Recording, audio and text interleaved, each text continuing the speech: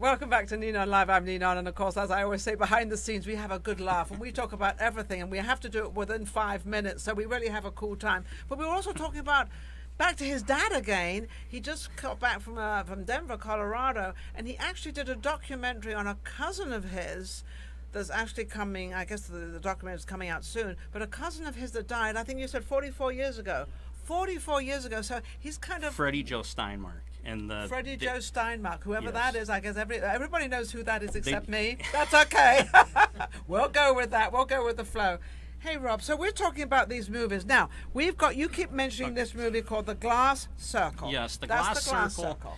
The Glass Circle. And that's it there as well. Yes, The Glass Circle tells the story about a Las Vegas drug dealer. Okay, and how unusual for Who Las lives Vegas. a crazed, drugged-out lifestyle alongside many gonzo cronies, but eventually opts out of the business before it destroys him.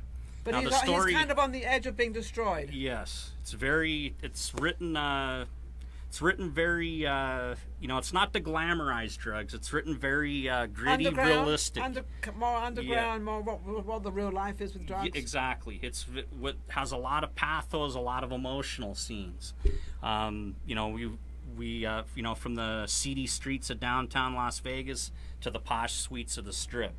Yeah. Because they're both the same. They both take drugs. Drugs is the same thing. Exactly. It doesn't matter if you're rich or poor, or young or old. It affects, and with this film, we want to make a statement not to get involved in drugs, because drugs are ruining the lives of many people, and it's a subject that a lot of times is just thrown under the rug. I think he should get together with Trump, because Trump's talking about the same thing about this drug problem. Exactly. It's really bad. And it's not just here in Las Vegas. It's throughout the world. It's throughout the world. This drug thing is getting too bad. It's an epidemic, and we're introducing the younger generation to it, because I always feel the older people like us, the older ones, we know better. We know what it is. We know where it's coming from. But when you introduce the young people to these drugs, I think it's absolutely awful. It is. I just think it's. It is. I just want to give a shout out. We've got somebody out here. They said, "Great job, Rob."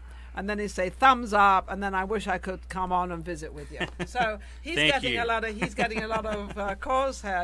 Why not? You're doing a great job. So back to this movie. Back to this movie. So it's all about the drugs. Yes. And you say with this particular movie you're bringing out a message. Yes, we want to make a statement not to get involved in drugs. Like I said, it's a very raw, realistic, very gritty film. There's a lot of pathos, a lot of emotional scenes. It's catching. Yes, it's going to hold the audience. Yes, a lot of goosebumps. See, you got him. He's getting goosebumps. You're going to get goosebumps after some of these scenes. It seems like scenes. the ending is a happy ending. It's I can't tell you. You can't tell me that part. See, I've got to dig it out of him, but he's not. We are working on a sequel. A sequel also. So we've got this one going. Is this one finished yet? We're getting ready to shoot. As I said, I'm working with the company right now. We're looking at allocation of funds at some point after January 5th. Okay. And fabulous. Yeah, we're ready to go. Ready to go. So we have a letter of intent with Archstone Distribution. Do you have the money yet, or is it coming? The funds are already there. They're being. That's it isn't any type of crowdfunding or anything. The funds are already there. They're being allocated some point after January 5th. Oh, so, wow. These are exciting times. Oh, they are. Is this not your first big one, though, is it? As writer, director, producer, yes. Writer, projector, and producer. How does that roll off his tongue? And he's so proud of it. I mean, that's amazing. Considering he had nothing to do with the film business. Grew into real estate really polished me up for the business world. I have to say, I can tell. I had a lot of mentors that helped me through, and you need that, because you go get your real estate license, you're thrown out there, and if you're not around the right people with mentors, and you're not with the right companies, it's very difficult. So I was fortunate enough to have very, very good mentors that brought me through the learning curve very fast. So you need mentors out there. And it's the same as the film industry. There's a lot of similarities. You need mentors. I've had meetings, and I talk to some unbelievable producers that have worked with I mean, some of the biggest blockbuster films out there. So yes, everybody needs mentors. You know, one great thing you have an advantage over, and I can definitely see that, is you have a business side of the movie industry, which a lot of people don't have. So you know where money is going. You know what is need to be done because you've been through it with real estate. Exactly. You and I both know real estate because I've been in real estate for decades. And so we know from the beginning to the end of buying a house, which is loans and money and getting money. And so you have all this background. So you really can't fall on your tushy regarding the business side of it. Because even if you have somebody taking care of it, you still know what's going on. Very true. And I've been a mentor and trainer myself to new and seasoned real estate professionals because you have to give back. Because I remember when I was there working on coming through that learning curve, and you want to come out of the learning curve as quick as you can in anything.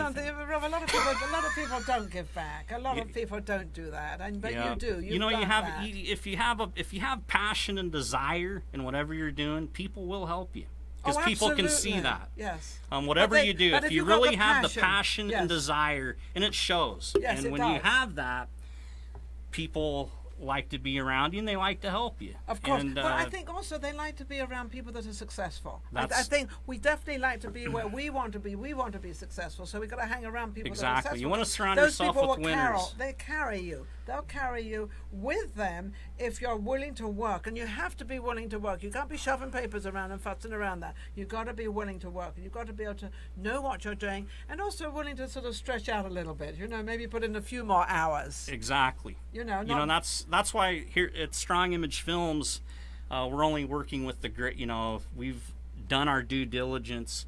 We have a strong team of you know. How many people are in your team? There's a lot involved in making a film. Now, these aren't all on your payroll. These are people that you will employ once you start doing the film, or you know, you don't have to employ these all through the year.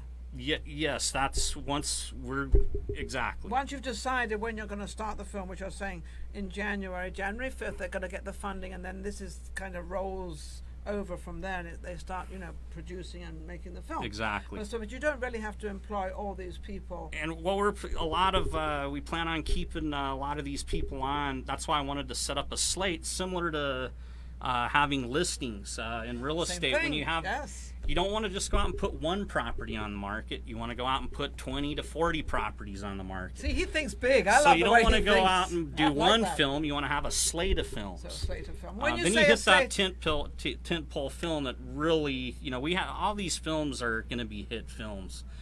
We've done our due diligence on you know, the scripts, and this film right here. I want to talk about the final table. The final table. The final table tells the story about 9 world-class poker players. I love that.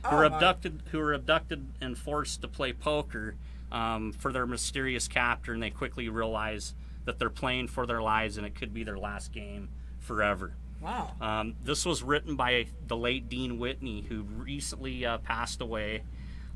We're shooting this film in memory of Dean Whitney and to carry on his legacy. That's amazing. He's a very well-known independent in the San Diego film industry. Him and his wife, Judy Whitney, recently did a film called Ghost Line, which should be being released in San Diego. God, they've got it all happening, haven't I continually speak with Judy. Just very, very cool, and we plan on we love the fact that this, you know, it has everything. It has poker, it has the horror. I've talked to poker stars to be cameos. It's. Well, you don't have. You're not short of actors or anybody else in this particular film because you've got it all here in Vegas. Yes. But I think the reason why you're very successful and why you're going where you're going, you're very sincere, you're very honest, and you're very true as to what you're doing. This is no phony business. On that, we have to take another break. This is Ninon with Ninon Live. We'll be right back.